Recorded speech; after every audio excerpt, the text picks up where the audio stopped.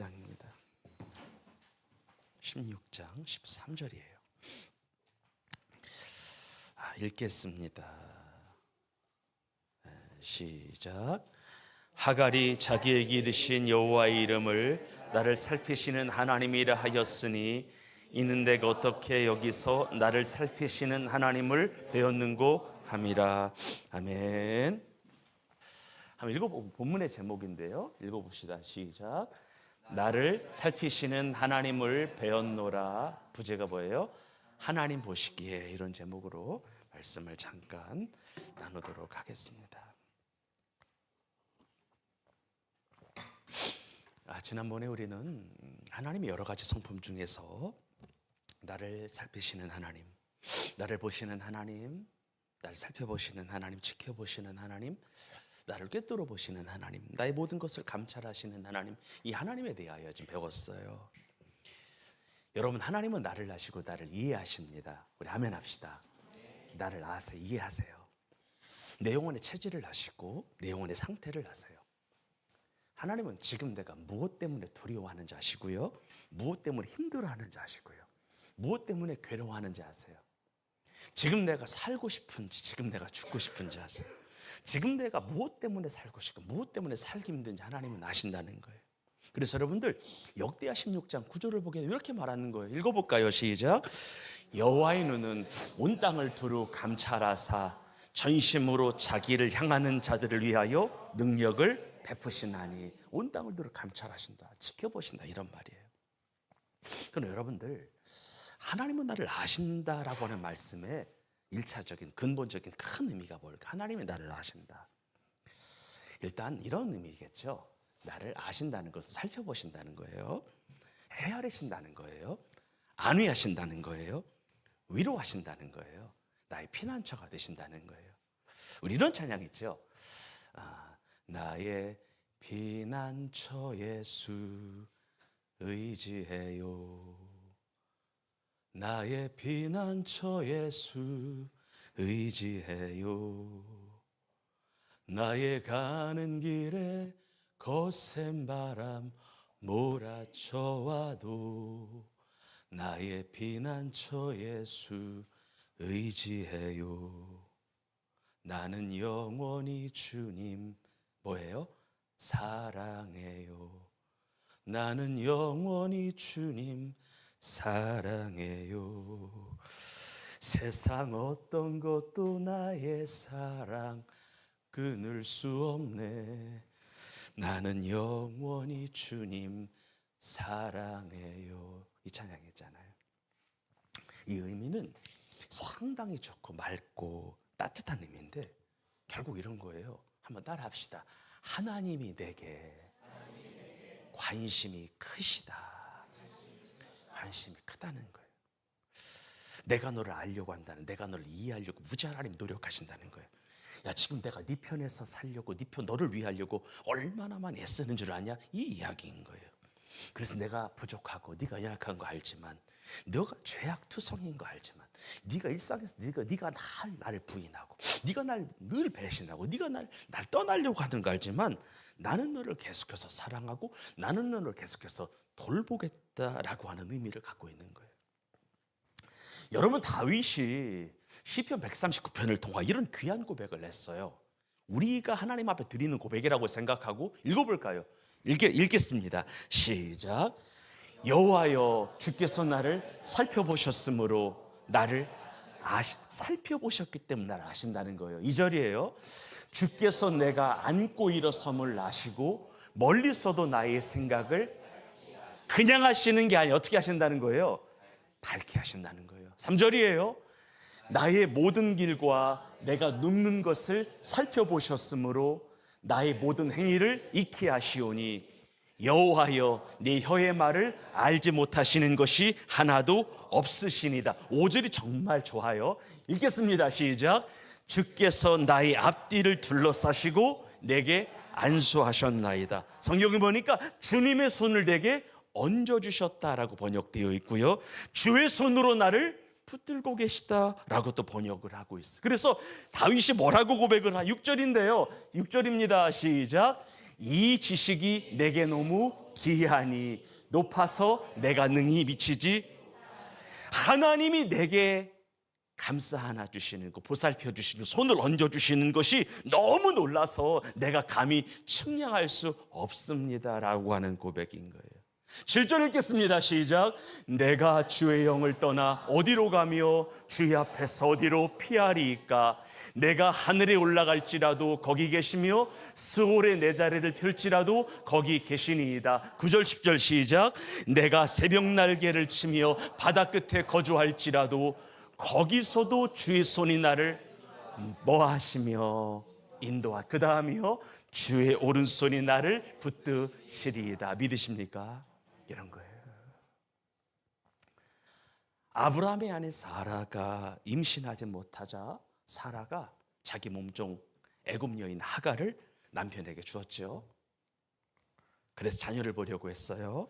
그리고 아브라함은 그런 아내의 제안을 흔쾌히 받아들여 하갈과 동침해요. 애굽 여인과 몸종과 동침을 하는 거예요. 그리고 그날 임신이 됐어요.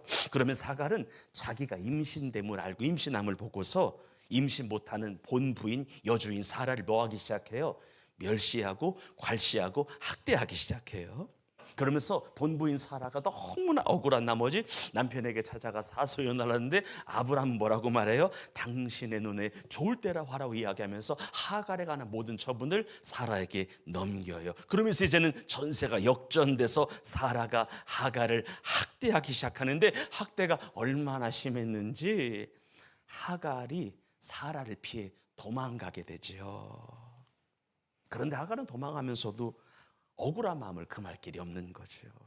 여러분, 자기가 아브라함과 동침하고 싶어 동침한 것도 아니고요. 여주인의 명령이기 때문에 동침한 거고요. 자기가 잉태하고 싶어 잉태한 것도 아니고요. 대를 이으라고 하는 명령 때문에 몸을 허락한 것뿐인데, 그래서 임신한 것뿐인데 내가 이런 멸시를 당해야 되는지 도망가면서도 억울한 거예요. 그러면서 광야에 샘물 술길샘까지 걸어오게 돼요. 그때였습니다. 하나님의 사자가, 여호와 하나님이 하갈에게 나타나셔서 이렇게 말씀하세요. 하갈아, 내가 네 마음이 지금 얼마나 힘든 거 내가 모르지 않거든. 얼마나 괴로운지 알거든. 그럼에도 불구하고 네 여주인에게 돌아가서 그녀의 말에 복종해줘라 라고 하나님이 이야기해 주시는 거예요. 네 마음이 지금 얼마나 고통스럽고 얼마나 답답한지 내가 모르지 않는데 그래도 여주인에게 돌아가서 여주인의 말에 순종하라는 거예요. 그러면서 하나님의 사자가 하갈에게 말하여, 하갈아, 내가 앞으로 내 씨를 크게 번성하여 그 수가 셀 수 없게 많아지게 할 것이니까 여주인에게 돌아가라. 그리고 여호와의 사자가 한 번 더 하갈에게 말해요. 읽어보겠습니다.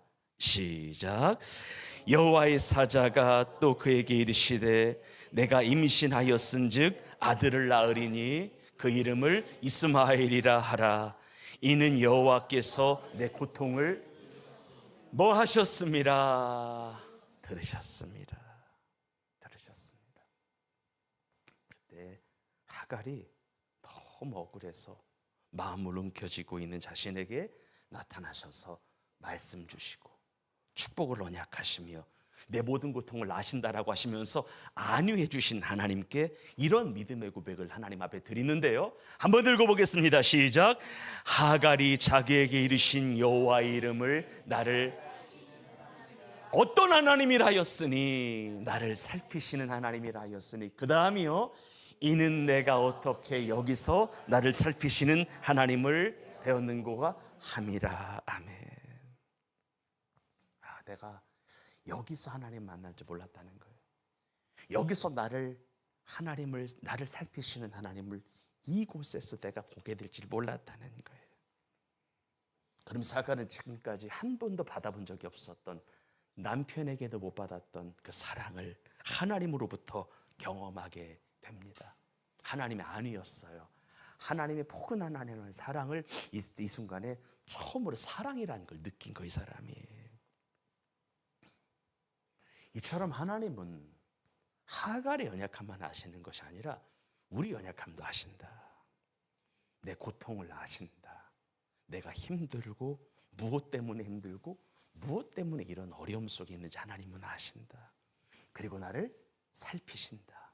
그리고 나를 안위하신다는 거예요. 그런데 이런 이야기 좀 해볼게요. 하나님 근데 내 연약함만을, 아픔만을, 고통만을 안위하시고 살피시는 것이 아니고요. 한번 따라합시다. 나의 허물도 죄악도 보신다. 이거 중요해요. 하나님은 나의 연약함만을 살피시는 게 아니다. 나의 모자람만을 살피시는 게 아니다. 나의 고통만을 보시고 안위하시는 것이 아니라 나의 죄악도 보신다. 나의 허물도 보신다. 나의 불의함과 내가 하나님 앞에 지은 모든 죄도 하나님은 살피신다. 지켜보신다. 물론 하나님께서 나의 죄악을 지켜보시는 이유가 사람들처럼 그것을 비난하고 비판하고 정죄하고 허물을 들추어내어 많은 사람들의 조롱과 멸시를 당하게 그런 위함이 아니고요. 사람에게 해를 가하기 위함이 아니라, 단순히 나를 어렵게 하기 위함이 아니라 우리로 하여금 자복하고 회개하여 구원에 이르도록 하기 위함이죠. 여러분, 하나님이 나의 죄악을 보시고 하나님이 나의 죄악을 지적하시는 것은 일반 사람들처럼 비난하고 비판하고 정죄하기 위함이 아니죠. 해를 가하기 위함이 아니잖아요. 자복하고 회개하여 예수를 믿어 구원에 이르도록 하기 위함이죠. 죄악을 토설하고 다시금 주님을 믿어서 생명에 이르도록 하기 위함이에요. 다시 말해서 그렇게 사람을 속여가면서 거짓을 일삼게 되면, 그렇게 위선자로 살게 되면, 죄악 가운데 살게 되면 그 영혼의 마지막에 잘못되는 것을 하나님이 안타까워하시는 마음 때문에 나를 살피시고 나의 죄악을 깨닫게 하시는 거죠. 그래서 하나님은요, 우리 허물과 우리의 죄악을 가만히 끝까지 지켜보셨다가 더 이상 안 되겠으면 우리에게 말씀하시는 거죠. 우리에게 이야기해 주시는 거죠. 너 그러면 안 된다고. 그만 돌이켜야 된다고. 야, 그만 가야 된다. 야, 거기서 멈춰라. 하나님 말씀하시는 거예요. 한 번에 말씀하시진 않죠. 하나님의 저울 이제는 찬 거야. 여기서 조금만 나가면 진짜 나를 잊을 것 같아. 이대로 가면 잘못돼. 이 영혼이 잘못되는 거야. 그래서 기다리셨다가 참아내셨다가 더 이상 안 되겠다 싶을 때에 하나님 말씀하시는 거예요. 야, 그러면 안 된다. 너 그만 돌이켜라. 더 나가지 마라. 하나님 이런 말씀하시는 거예요. 결국 이것 또한 나를 향한 하나님의 사랑에서 기인한 건데, 어찌됐건 드리고자 하는 말씀 뭐냐? 하나님은 내가 지은 죄악까지도 정확하게 보신다라고 하는 말씀을 드리고 있는 거예요. 여러분, 요한복음 6장을 보게 되면은요, 예수님께서 제자들에게 주의 만찬, 인자의 살과 인자의 피, 주의 만찬, 성만찬 이야기를 하시면서 이제 머지않아 본인이 맡게 될 십자가의 고난과 부활에 관한 이야기를 해줘요. 내 살은 참된 양식이요, 내 피는 참된 음료라고 이야기하면서 내 살을 먹고 내 피를 마시는 자, 즉 주님의 십자가를 믿고 주님의 십자가를 취하는 자는 영원한 생명을 얻는 그 이야기를 제자들에게 성만찬 때 해주시는 거예요. 그래서 만약 너희들이 나를 믿으면 너희들은 내 안에 거하게 되고 나는 너희 안에 거하게 되면서 이제는 너희는 나로 말미암아 영원히 살아가게 된다라고 하는 이야기를 요한복음 6장의 최후의 만찬 때 예수님이 해주시는 거예요. 그리고 나서 예수님이 이런 말씀을 조심스럽게 해주세요. 한번 크게 읽어볼까요? 시작. 그러나 너희 중에 믿지 아니하는 자들이 있느니라. 너희 중에, 12제자 중에 너희 중에 믿지 아니하는 자들이 있느니라 하시니, 그 다음이요, 이는 예수께서 믿지 아니하는 자들이 누구며 자기를 팔 자가 누구인지 처음부터, 언제부터? 처음부터 아십니다. 나를 팔 자가 누군지 아신다는 거예요. 그러면 여러분, 지금 이 말씀은 누구들을 하고 하시는 거예요? 누구 보고 하시는 거예요? 누구를 향해 말씀하시는 거예요? 유다를 향해 말씀하시는 거예요. 가룟 유다 두고 하시는 거예요. 가룟 유다에게 네가 나를 팔 자라고 이야기하시는 거예요. 그러면 예수님은 이게 여러분 좋은 얘기예요? 가슴 아픈 얘기예요? 가슴 아픈 이야기잖아요. 그러면 왜 이런 가슴 아픈 이야기를, 왜 괴로운 이야기를 해주시는 거예요? 다른 거 안 하잖아요. 사람의 심령을 정확하게 꿰뚫어 보시는 하나님께서 가룟 유다에게 크게 따라해요. 회개할 기회를 주시는 것이라. 후회할 기회가 아니에요. 회개하여 돌이켜서 진짜 예수님을 모실 기회를 주시는 거예요. 그러니까 지금까지도 예수님 12제자 중에 가룟 유다는 정확하게 예수를 그리스도로 모시지 않았던 거야. 주님 보시기에. 그래서 마지막에 말씀하시는 거예요. 여러분, 후회하면 의미 없어. 후회는 세상 사람들도 하는 거예요. 하나님 우리에게 어떤 기회를 주시는 거예요? 회개할 기회를 주시고 돌이킬 기회, 다시 예수님을 믿고 모실 기회를 한번 주시는 거예요. 하지만 유다는 자기 잘못을 돌이키고 회개하지 않아. 가룟 유다는 죽기 전에 마지막으로 최후의 만찬을 하실 때에 너희 중 한 사람이 나와 함께 지금 먹는 사람이 나를 팔리라고 하셨고요, 이렇게도 말씀하셨어. 나와 함께 그릇에 손을 넣는 자가 나를 팔리라고. 아이 대놓고 야 네가 나를 팔 거야라고 하셨고, 나와 함께 그릇에 손을 넣는 자가 나를 팔게 된다 라고까지 말씀하셨음에도 불구하고 돌이켜 안 돌이켜요? 안 돌이켜요. 그러면서 유다가 그의 생을 뭐로 마감해요? 자살로 마감해요. 아마도 성경에 등장하는 최초의 자기 목숨을 스스로 끊은 사람이 아닐까 싶은데 그의 생을 자살로 마감해요. 정말 주님 말씀대로 가룟 유다는 태어나지 않는 것이 나을 뻔했어요. 이렇게 된 거예요. 여러분 기억하세요. 하나님 아신다. 내가 예수를 진짜 믿고 있는지 가짜로 믿고 있는지, 내가 예수님을 진짜 믿는 건지 믿는 척을 하는 건지, 내가 주일날 정말 하나님을 예배하러 오는 건지 밥 먹으러 오는 건지 하나님 아신다는 거예요. 내가 예수님을 정말 기쁘게 하려고 하는 삶을 살아가고 있는지 그렇지 않은 삶을 살아가고 있는지 하나님 아신다는 거예요. 여러분 요한복음 5장 42절을 보게 되면 예수님께서 유대교 지도자들에게, 종교 지도자들에게, 지금으로 말하면 목사님들에게 일침을 가하세요. 어떤 일침을 가하시냐면 한번 크게 읽어봐요. 시작. 다만 하나님을 사랑하는 것이 너희 속에 없음을 알았노라. 참 무서운 말이잖아. 유대교 지도자들에게, 목사님들에게, 야 너희들이 나를 사랑하는 마음이 없는 것을 내가 안다 이거예요. 여러분 진짜 하나님 아신다는 거예요. 내가 그분을 얼마나 사랑하는지 아신다는 거예요. 내가 진짜 사랑하는지 거짓으로 사랑하는지, 내가 하나님 앞에 예배하러 나올 때 정말 주님을 사랑하는 마음으로, 섬기는 마음으로 예배하려고 오는 건지, 억지로 이 자리에 앉아있는 건지, 헌신 하나를 하더라도 내가 주님을 정말로 사랑해 헌신하는 건지 억지로 헌신하는 건지 하나님은 아신다는 거예요. 그래서 하나님 내게 말씀하세요. 하나님 내게 감동하세요. 너희 속에 나를 사랑하는 마음이 없는 것을 안다는 거예요. 너희 속에 나를 경외하는 마음이 없는 것을 안다는 거예요. 너희들의 중심의 악함을 내가 안다는 거예요. 그럼 여러분들에게 말씀드릴게요. 이런 하나님의 감동이, 하나님의 메시지가 내게 정확하게 왔을 때, 꽂혔을 때 어떻게 해야 돼요? 다만 하나님을 사랑하는 것이 너희 마음속에 없는 것을 내가 안다라고 하는 그 마음의 감동이 성령을 통하여 전달됐을 때에 우린 어떻게 해야 되는 거예요, 여러분들? 나를 사랑하시는 하나님의 감동을 정말 붙들어야 돼요. 옆 사람을 축복해요. 정말 붙들어야 합니다. 진짜 여러분들 정말 붙들어야 돼요. 하나님의 감동은 붙들어야 돼요. 하나님이 나를 사랑하셔서 주신 메시지 붙들어야 돼요. 그리고 돌이켜야 돼요. 돌이켜야 돼요. 하나님 앞에 나의 죄를 솔직하게 고백을 해야 돼요. 돌이켜야 돼요. 그리고 주의 긍휼을 구해야 돼요. 주의 자비를 구해야 돼요. 사주의 은총을 구해야 돼요. 근데 그 사주의 은혜, 사주함이 진짜라면 하나님이요, 이런 하나님이에요. 나의 죄악을 맑게 씻어주세요. 새하얀 도화지와 같이 만들어주세요.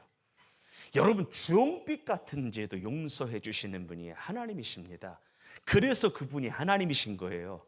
용서가 가능한 분이기 때문에. 우리는 용서가 안 되거든. 근데 그분은 용서가 가능하셔서 그래서 하나님이신 거예요. 믿으십니까? 그분은 용서가 가능하시고 어떤 죄도 용서가 가능하시거든. 여러분, 하나님은요, 우리의 상하고 통회하는 마음 절대 멸시치 않으세요. 여러분들이 정말 하나님 앞에 나와 무릎 꿇고 진실로 가슴을 찢으며 회개하잖아요. 상하고 통회하는 마음 멸시치 않은 분이기 때문에 그분이 하나님이신 거예요. 믿으십니까? 하나님은 나의 상처난 가슴과 죄를 뉘우쳐 주님께 고백하는 마음 절대 멸시치 않으신다. 이 고백이 진짜라면 하나님은 외면하지 않으신다는 거예요. 그 순간 하나님의 안위가 있다는 거예요. 하나님의 사죄의 은총이 있다는 거예요. 하나님의 긍휼이 작동을 한다는 거예요. 그런데 문제는 뭐냐? 구원에 이르는 자복과 회개로 뉘우침으로 인도함을 받는 자가 없다는 거예요. 하나님은 주시는데 거부한다는 거예요. 하나님은 감동하시는데 이놈의 사람들이 회개를 안 한다는 거예요. 돌이키질 않는다는 거예요. 여러분, 사도행전 5장을 보게 되면요, 조금 심각한 얘기인데 아나니아와 삽비라 부부 얘기가 나와요. 아나니아, 삽비라. 어느 날 이 부부가 하나님 말씀을 통해 큰 은혜와 신앙의 도전을 받았어. 하나님 말씀을 통해서 아나니아와 삽비라 부부가 신앙의 도전을, 은혜를 받은 거예요. 구브로 출신의 바나바의 신앙을 보면서, 신앙을 통해서 큰 신앙의 도전을 받은 거예요. 실제 있었던, 여러분, 성경은 사실입니다. 바나바라고 하는 귀한 하나님의 종이 있었어. 근데 자기 텃밭이 조금 있었나 봐. 근데 어느 날 성령의 감동이 있었는지 그 밭을 팔아서 그 값을 가지고 헌금해야겠다라고 하는 마음의 감동이 있었던 것 같아요. 그리고 진짜 했어, 바나바. 근데 막상 이런 헌신과 수고하는 것을 보니까 아나니아와 삽비라가 큰 마음의 감명을 받은 거야. 감동을 받은 거야. 그리고 감동만 받았으면 좋겠는데 도전까지 받았고, 나도 그렇게 해야 되겠다라고 마음을 먹은 거죠. 그래서 아나니아 삽비라 부부가 본인들도 자기 소유를 팔아 그 값을 하나님께 드리려고 마음 먹게 되고 실행에 옮겨요. 그런데 그래서 뭔가를 팔았어요. 돈을 마련했어요. 다 해놓고 갑자기 아까운 마음이 드네. 갑자기 밭을 팔아 돈은 받았는데 아까운 마음이 들어. 그래서 그 값에 얼마를 감추고 일부를 하나님 앞에 드려요. 한번 따라합시다. 하나님이 주신 감동은 전부였는데, 일부분일 수 있는데 이 사람에게는 전부였다 이거예요. 어떤 이에게는 봐서 어떤 일부분일 수 있는데 이 사람에게는 전부였는데 일부를 감추, 일부만 드려. 그때였습니다. 베드로 목사님이 아나니아에게 말을 해요. 크게 읽어봐요. 시작. 베드로가 이르되 아나니아야, 어찌하여 사탄이 내 마음에 가득하여 내가 성령을 속이고 땅값 얼마를? 성령을 속이고. 4절이에요. 땅이 그대로 있을 때에는 내 땅이 아니며 판 후에도 내 할 수 있다 없다? 있다는 거잖아요. 어찌하여, 시작. 어찌하여 이 일을 내 마음에 두었느냐? 사람에게 거짓말한 것이 아니요 하나님에게 한 것이로다. 결 네가 누구를 속였다는 거예요? 하나님을 속였다는 거예요. 한 번 옆 사람을 축복해줘요. 하나님은 보십니다. 시작. 단순하게 이런 얘기 포괄적으로 이야기하는 거예요. 하나님은 진짜 보신다는 거예요. 하나님은, 그래서 이거는 사람을 속인 게 아니라 누구를 속인 거다? 하나님을 속인 거다는 거예요. 그러면서 이 말이 베드로를 통하여 아나니아에게 나가는 순간 아나니아가 엎드러져 영혼이 떠나게 되죠. 그게 뭐예요? 현장에서 뭐 한 거예요? 죽은 거예요. 숨을 거두게 돼요. 그리고 이런 두려운 일이 있은 지 서너 시간이 지났을 때에, 3시간 지났을 때에 아나니아의 안에 누가 들어와요? 삽비라가 들어와요. 근데 이 삽비라는 아나니아에게 어떤 일이 일어나는지 몰라. 그리고 이번에도 똑같이 베드로가 삽비라에게 물어요. 그 땅 판값이 이것이 전부냐? 삽비라가 말해요. 예, 이것뿐입니다. 그때 베드로가 말해요. 하나 읽어볼까요? 시작. 베드로가 이르되 너희가 어찌 함께 꾀하여 주의 영을 시험하려 하느냐. 보라, 내 남편을 장사하고는 사람들의 발이 문 앞에 이르렀으니 또 너를 메어 나가리라 하니 곧 그가 10절입니다. 시작. 곧 그가 베드로 앞에 엎드려져 혼이 떠나는지라 젊은 사람들이 들어와 죽은 것을 보고 메어다가 그의 남편 곁에 장사하니. 그러면 성경이 보니까 온 교회와 이 일을 듣는 사람들이 다 하나님을 두려워하게 됩니다. 실제로 나타난 거였거든요. 여러분, 이 말에 우리가 두려움을 좀 가져야 돼요. 이게 구약시대 얘기가 아니잖아요. 신약 교회 이야기예요. 물론 이런 일까지는 하나님이 난 버리지 않을 거라 생각을 해요. 근데 이런 것에 준하는 어려움은 생길 수 있다는 거예요. 충분히 생길 수 있다는 거예요.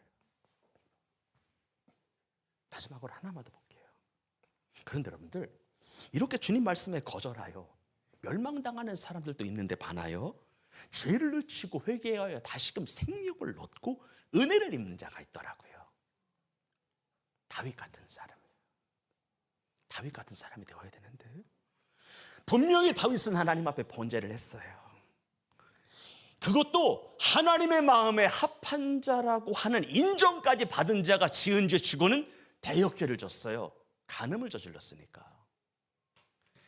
이새의 아들 다윗을 만나니 하나님의 마음에 합한 자라, 내가 그를 통하여 나의 뜻을 다 이루겠다라고 말했던 유일한 사람이 다윗인데, 그런 사람이 지은 죄치곤 간음죄는 되게 큰 죄예요. 그것도 충직한 신하의 부인을 범했어. 신하의 부인을 범, 충직한 신하. 그리고 이 죄를 은폐하기 위하여 자기가 범한 부인의 남편을 전쟁의 선봉에 세워서 죽게 했어. 살인을 교사한 거지. 그리고 충직한 신하가 죽자마자 어떤 짓거리를 했냐? 사람을 보내서 본인이 간음한 부인을 궁으로 들여와서 함께 살게 돼요. 근데 다윗이 간과한 게 있었지, 이 모든 것을 하나님이 지켜보신다는 걸 생각을 안 한 거지. 여러분 잘 봐요. 남편이 있는 부인을 취했어. 근데 이것을 은폐하려고 남편을 선봉에 세워 죽였어. 다윗 입장에서는 다 죄를 뭐 한 줄 알았던 거예요? 가린 줄 알았던 거예요. 모든 죄를 깨끗하게 틀어막은 줄 알았던 거예요. 그런데 누구는 보셨어요? 하나님은 보셨다는 거예요. 그러면서 무슨 말씀이에요? 이거 정말 중요해요. 한번 크게 읽어봐요. 우리아가 그 다윗이 범한 부인의 남편이에요. 시작. 우리아의 아내는 그 남편 우리아가 죽었음을 듣고 그 남편을 위하여 소리내어 우니라. 27 정말 중요해요. 시작. 그 장대를 마침에 다윗이 사람을 보내 그를 왕궁으로 데려오니 그가 그의 아내가 되어 그에게 아들을 낳으니라. 다윗이 행한 그 일이 여호와 보시기에 못돼 처먹은 짓을 한 거지. 이 자식이 진짜. 다윗이 행한 그 일이 하나님 보시기 뭐하였더라? 악하였더라. 보통 죄가 아니었다는 거예요. 제가 이 자식 다윗에게 정말 미안한데요, 정말로 대역죄였던 거야. 야, 간음죄를 저지르고 간음을 은폐하려고 남편을 전종의 선봉에 세워 죽여, 그리고 남편이 죽자마자 아내를 그 부인을 데려와서 왕궁에 살아. 이 모든 일이 하나님 보시기에 악하였더라. 정말 중요하다. 그런데 여러분들, 이렇게 끝나면 정말 오늘 설교가 우울할 건데, 설날에 그것도 다윗이 다른 점 하나가 있었어요. 하나님이 나단을 통하여 죄악을 책망하실 때에 발뺌하지 않았어. 돌이켜 회개를 해. 하나님이 보내신 종 나단의 책망을 들었어요. 그때 바로 무릎 꿇어, 바로 인정해버려, 바로 뉘우쳐, 바로 회개해. 근데 잘 들으세요 여러분들. 이 정도 죄는요, 한번 따라 합시다. 하나님, 내 죄를 용서해 주세요 라고 해서 해결되지 않는다는 거예요. 잘 들어요. 그러니까 거짓말했어, 이런 건 하나님 용서해 주실 것 같아, 바로바로. 근데 이 정도 죄는 그냥 용서해 주실 게 아니었어. 시편 51편에 보니까 다윗이 우리아의 여인 밧세바를 범했을 때 나단의 책망을 듣고 하나님 앞에 나와 엎드려서 회개하고 참회한 시라고 되어 있거든요. 다윗이 진짜 눈물로 회개를 해요. 통회하는 마음으로 회개를 해요. 하나님, 내가 정말로 잘못했습니다. 다윗이 하나님의 책망이 왔을 때에 중심 있는 회개를 이렇게 드려요. 우리가 하나님 앞에 드린 회개라고 생각하고 크게 읽어봐요. 시작. 하나님이여, 주의 인자를 따라 내게 은혜를 베푸시며 주의 많은 긍휼을 따라 내 죄악을 지워주소서. 나의 죄악을 말갛게 씻으시며 나의 죄를 깨끗이 제하소서. 무릇 나는 내 죄과를 아오니 내 죄가 항상 내 앞에 있나이다.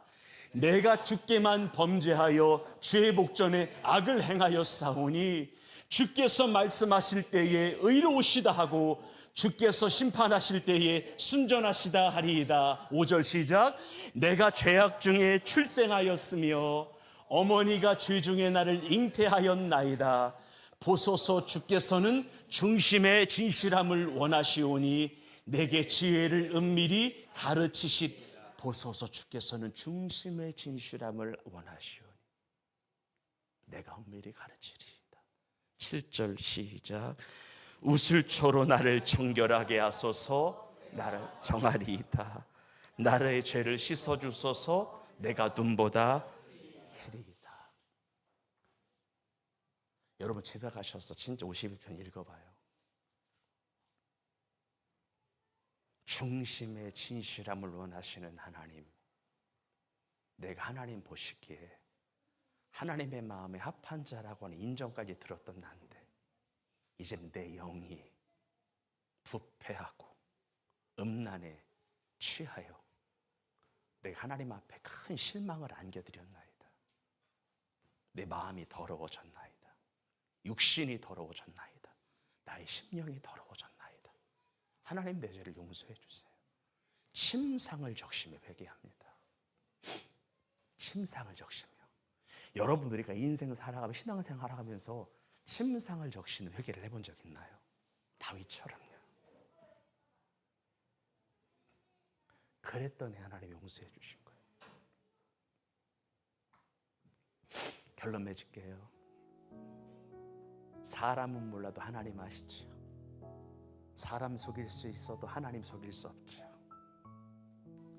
10길 물속은 알아도 한 길 사람 속은 모른다고 했는데 한 길 사람 속도 아시는 분이 하나님이시죠. 그래서 우리는 하나님이 나의 모든 것들을 하나도 빠짐없이 지켜보신다라고 하는 것을 알고 믿음으로 삽시다. 하나님 앞에서 투명하고 깨끗하게 삽시다.